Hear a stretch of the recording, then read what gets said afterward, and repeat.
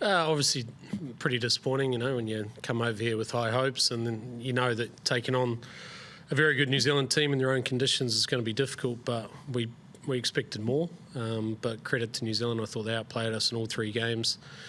We fought hard at certain times, but we didn't get enough runs, and unfortunately we didn't give our bowlers enough to bowl at. But we'll walk away with some lessons and make sure that we try and we improve on some of those areas. Those areas probably around adapting to conditions a bit quicker.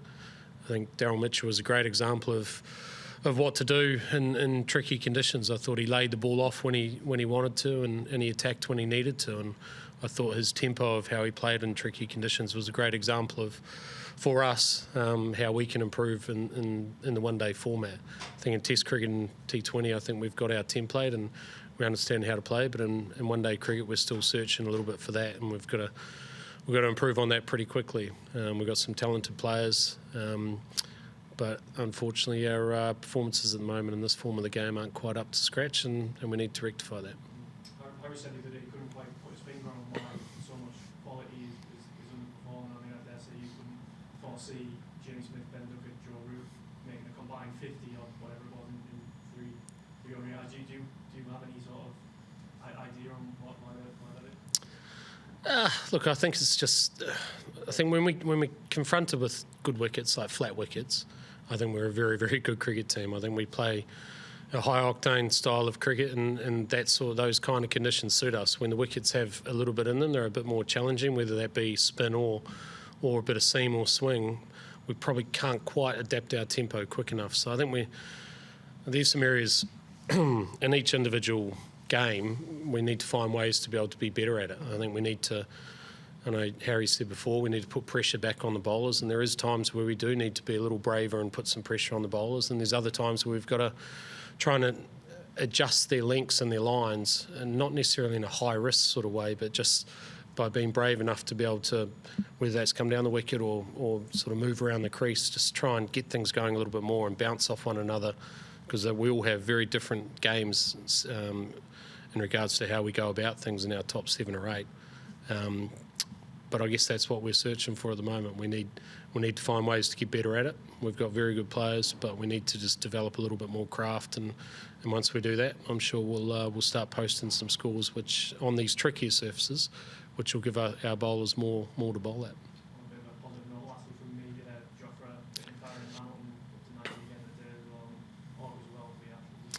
Yeah, absolutely. Look, Jofra obviously had a little bit of time off. He obviously a little bit late to this tour, but he was training the house down in Barbados. He was doing plenty of work. He'd done a lot of skill work as well as fitness work. And for him to get through 2 matches, bowl his full quota of overs and build towards what's coming in the next couple of weeks is a big bonus. And Brydon Cast too, getting through the overs that he's done. And albeit you mentioned the Jamie Smiths and the Joe Roots and the Ben Ducketts, look, they'll be better for the run too. They've marked centre a few times and gone through that process again, and I'm sure they'll be better for it. And with the prep that we've had for the other Test guys who've been here for a little while too, we'll have no excuses come Australia. From your last answer, you're not concerned that the mental sort of effects of this series will go into the top order team? No, I don't envisage it. Well, obviously it's a different form of the game, and it's a completely different kind of challenge which we're going to be confronted with as well. But sometimes the process that you go through in regards to batting doesn't necessarily translate to runs, but the gain can come in time, and that's what we're holding on to anyway. Jamie Overton's putting himself forward in this game consistently throughout the series. He's dealt with those situations. Huge win for the tour, I think. Jamie Overton, I think there's times where we think he's a better player than what he does, and on this tour I think he's fully believed in the player that he can be at this level. There's not too many players around the world that can bowl 140, 145 kilometres an hour, field the way he does, and then to be able to hit the ball as cleanly and add the touch that he did throughout this series in tricky conditions. I think it's been a huge series for Jamie, and we're all delighted for him. He's incredibly well liked within the group, and to see him go from strength to strength each game is a real positive for us from the tour. Yeah.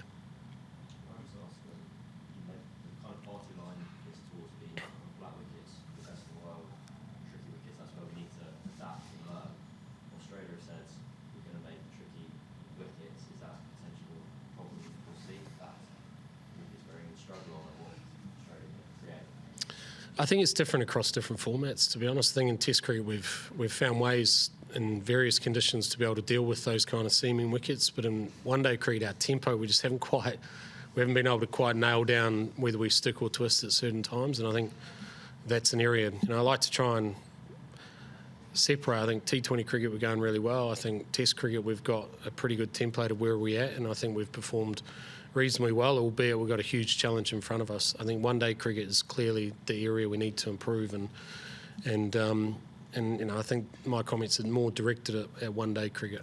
I think when we do come across the trickier conditions in Australia in Test cricket, I feel like we've got a pretty good understanding of how we're going to go about it. It doesn't guarantee us anything, but it gives us a level of confidence going into that series, which I'm sure everyone that follows this team and follows Ashes cricket is incredibly excited about what's coming up, as we are. You say that you're very strong on flat wickets, and you put that in not just a few weeks ago.